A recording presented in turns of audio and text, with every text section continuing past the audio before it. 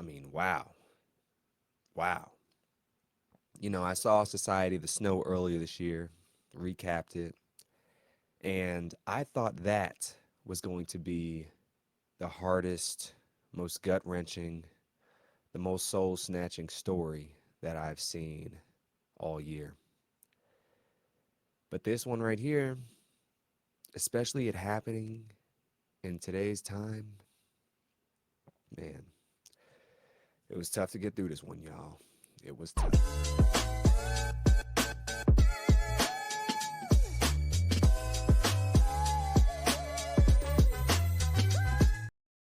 Welcome back to the DeAndre Way. Appreciate y'all for joining me. Today we are going through the new Netflix documentary titled The Lost Children. This just premiered very recently. And this story, I mean, it was wild. Definitely a flashback, like I said, of Society of the Snow that we seen earlier this year. Actually, it's crazy because, well, it was one of the first ones I recapped of the Netflix films, and this is one of the finishing ones of the year. I mean, we still got something to go, but I couldn't believe it. When I saw the title "Lost Children," I thought it meant kids in an island that were in some off and far away place in the Pacific Ocean or some sort. Or maybe, some kids they got kidnapped. I was thinking of that. But never, never in my wildest dreams in today's world did I think that kids would be lost in the Amazon rainforest for weeks on end. Now, I had never heard about this story. I try and keep my nose in the news to keep knowing what's going on in today's world. It's hard to kind of see everything. We're always distracted with our own lives and then our local news and then the national news and then what's going on with maybe some celebrities we like or athletes we like or whatever. It's hard to consume all the news that's going down, the P. Diddy stuff, everything. This, I guess it just didn't hit my algorithm, didn't hit my X timeline. It didn't hit anything, my YouTube feed. But I'm glad Netflix came out with this so I could really see what's going down. And this documentary, I think, did a great job in really capturing the true feeling and emotion of what was really going down with these kids and the adults in their lives. It was kind of a mix of some reenactments as well as real video from the actual site, the crash site, the Amazon rainforest, everything. And it was really soul crushing. It hurt my heart and it was tough to get through. I'm not gonna cap. This movie definitely should win some Netflix awards if they have that for movies or documentaries. I wish it was eligible for, an Emmy, you know, of some sort, because it was really well done. Super well done. And it's ironic that the best ones I seem to be coming out on Netflix are the ones in Spanish. But we gonna get into it, y'all. So, The Lost Children is about a plane crash that happened on May 1st, 2023. And it happened in South America in the Amazon rainforest in Colombia. Three adults were on board, were along with four children. And the children were aged 11, 9, or no, 13, 11 months, 4 years old, and 9 years old. And the kid's mom was on the plane as well as the pilot, and I believe one other adult who I cannot recall who that was. I believe it was a somebody just escorting the mom there, and they got crashed in the Amazon rainforest due to a engine malfunction of some sorts. And if you don't know about the Amazon rainforest is the biggest rainforest, I believe, in the world. It spans hundreds of miles, I believe, um, or a ton of miles. I don't know the exact uh, square footage miles of the Amazon rainforest, but it has tons of exotic animals in it. Rains a lot, rainforest, and it's not really meant for people to survive out there. There's some indigenous folk that live among the forest, but even they know like which places to go and not to go. So with seeing this happen, and it's tragic. Who would have thought that anyone would survive a week there, let alone 40 days? But that's what happened. But we'll get more into it. And yes, they did not have a bunch of supplies. And once they found out that the ship crashed, it took the pilot, or it took authorities and whatnot. The army got involved, on indigenous people. I believe 14 days to get to the actual site, and finally realized like, hey, like we found the plane, because it took time. Like this rainforest is huge. They're circling it. There's no sonar on the plane, or there's no way to track.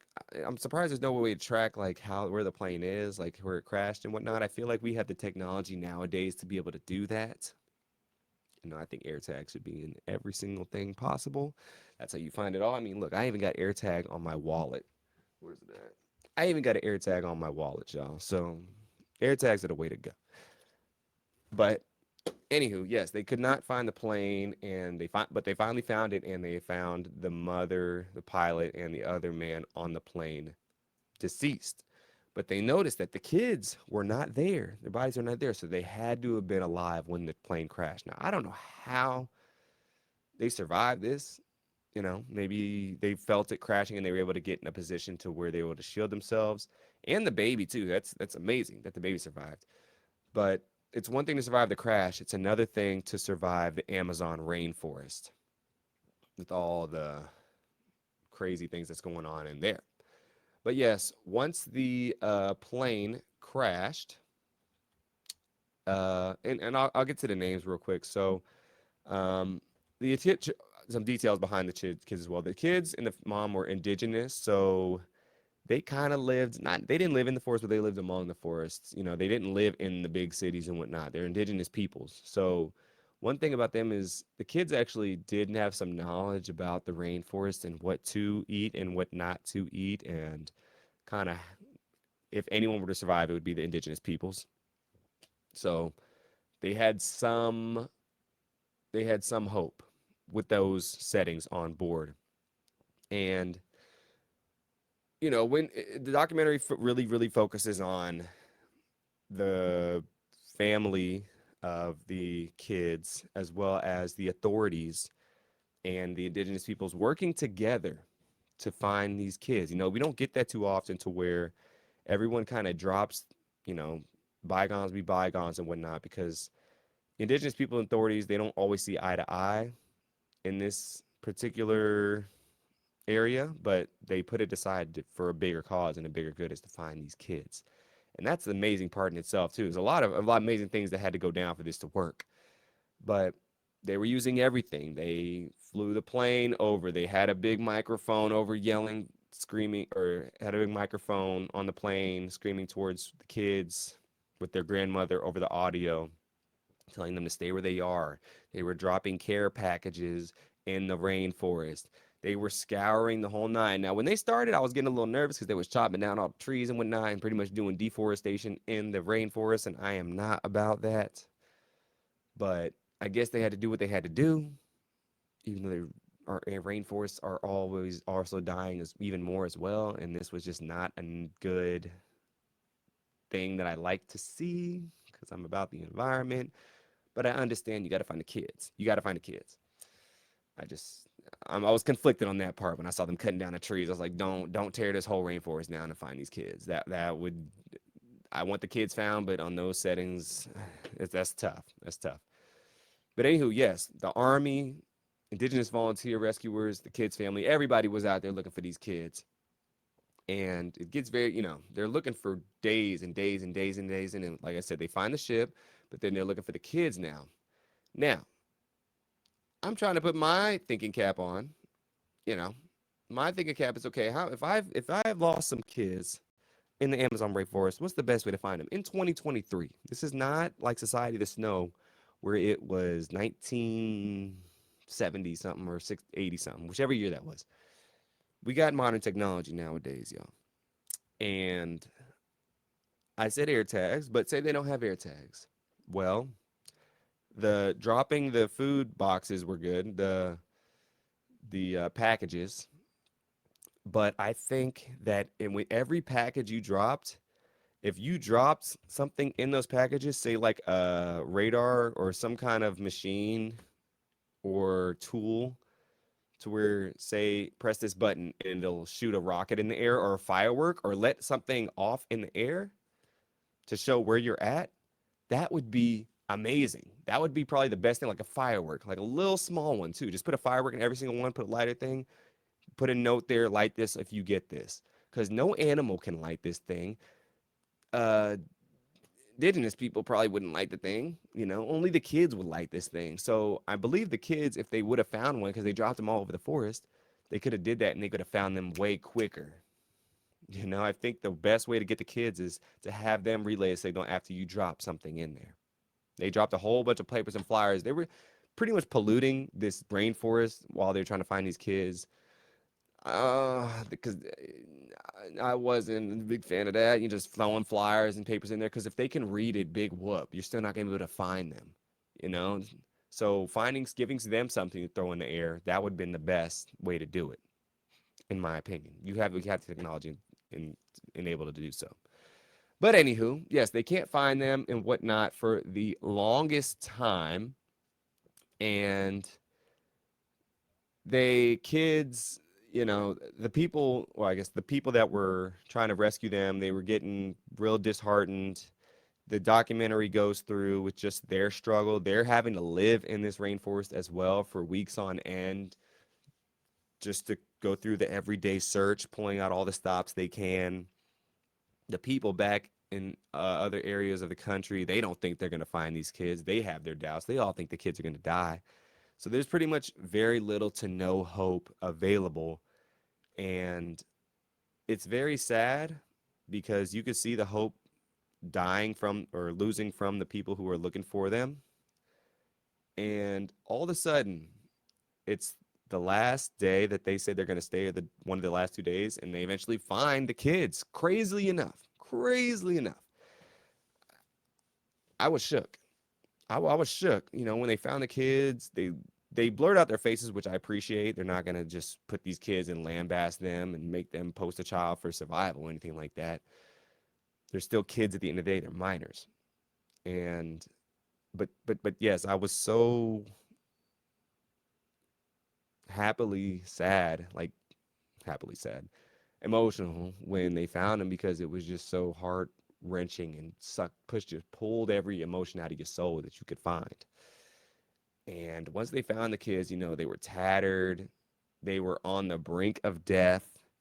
They looking pretty rough. I'm just shocked that the older girl was able to will her three little siblings onto survival and eventually make it out of this thing alive.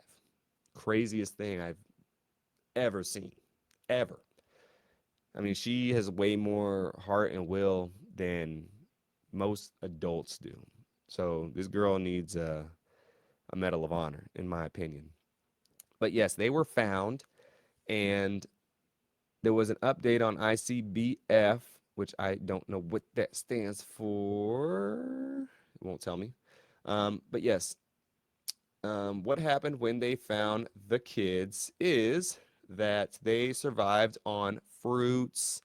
They were able to use the wisdom of the oldest girl, the one 13-year-old, who knew the jungle and was able to protect them essentially from all the elements, the predators, the natural effects that could have killed them, you know? And they made they were very weak and they were very I just can't even I can't you guys like it's hard to use the words to describe what went down in this documentary. It was very powerful. The kids had nothing. They were very weak, they were very tattered, they were very done. And even at a point in time, the little girl, she gave an excerpt at the end of this documentary, about 10-ish minutes long, saying how they survived. And she said at one point she was so her knee, when they landed, her knee was busted, so she was having to crawl for like the first week and whatnot, and couldn't barely even walk.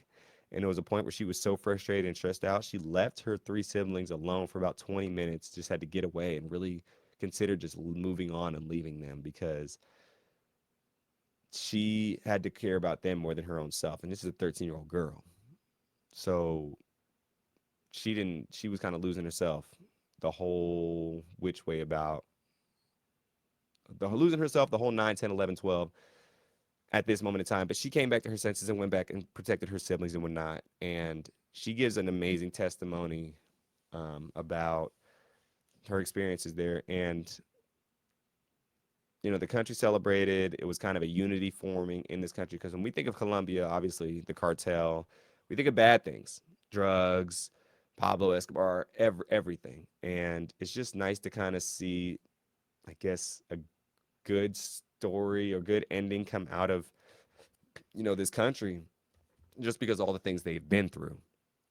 And it just sucks that it takes a tragedy like this to bring everyone forward, but that's kind of what happens a lot. It takes the bad things to happen in order for the good things to come to light. But yes, y'all, that's essentially what this documentary goes through. It's heart wrenching, it's soul crushing, it's jaw dropping, and whew, it just takes you for a ride. It just takes you for a ride, and I think they did a quality job on the documentary, giving the details, giving the real feelings and emotions of the people. And I have a feeling they're gonna make this into a movie one day. Probably not for like 5, 6, 7, 8, 9, 10 years. But if you see the Lost Children film come out, reenacting, that'll probably be the point of view of the kids. Yeah, it'll probably be a point of view of the kids mixed with the point of view of the rescuers. Probably a little extra over dramatized for movie effect, but yeah, it's kind of like opposite of Society of the Snow, to where if you haven't seen Society of the Snow, check it out. I also did a review on it. But Society of the Snow, there was a plane crash as well, and these people stayed at the crash site because they said, okay, we shouldn't leave the plane because they're going to come looking for the plane, and when they find the plane, they're going to find us. But in this, they got in a plane crash, they left the plane site and didn't stay. Now, adults and kids, two different mindsets and whatnot, understandable, and completely different context. They were stuck in the cold Andes Mountains where there's no food, no vegetation. They couldn't just live off the land. The kids could. There was berries, fruits. There was places to go. They weren't freezing to death. That was not a concern. Um, so we had to put those intact. But I said in Society of the Snow, like, look, I might have just left and started walking, but at the same time, you don't know where you're going. Same as the Amazon forest, you left, you don't know where you're going, but they did the opposite. So two different things they did, and two different, well, I guess people survived Society of the Snow too, so I won't say two different results, but two different kind of ways that the story took, but very similar on and but one involving children, the other involving teenagers slash young adults more so, I'd say. Um, but yes, none of them involved like kids under the age of like 12 or 13 years old. So yes, y'all, I'd give it an 8.5, maybe 9. Like probably 9. I'll give it a 9. It was just really well done. I think this is a story everyone needs to see. It really kind of puts things in perspective for, you know, life itself. Love those who you are close to you. Don't take moments for granted, but also survival. We go through a lot of hard things that we think every single day. We get stressed out about bills. We get stressed out about work. We get stressed out about things we want to accomplish. But and sometimes we give up. We give up rather easily. We quit on ourselves. We quit on others. We just say forget it. But these kids didn't quit in the hardest of situations. It was life and death situation, a little different than everyday things, but these are kids that did not give up. They didn't give up hope. They didn't give up faith. And I think we can learn a big lesson from these kids is no matter how hard things get sometimes, treat it like everything matters. Everything is on the line. And it could take a while, just like these kids to get found. But if you keep pushing, things always have a chance of working out for you in the best. And I'm going to leave it at that, y'all. So I appreciate y'all checking me out for this recap. Let me know what you think of the film. I thought it was amazing and heart wrenching at the same time. And whew, yeah, I need a walk after this one because this was heavy. So appreciate y'all. Till next time, peace, blessings, deuces, and as always, have a great rest of your day.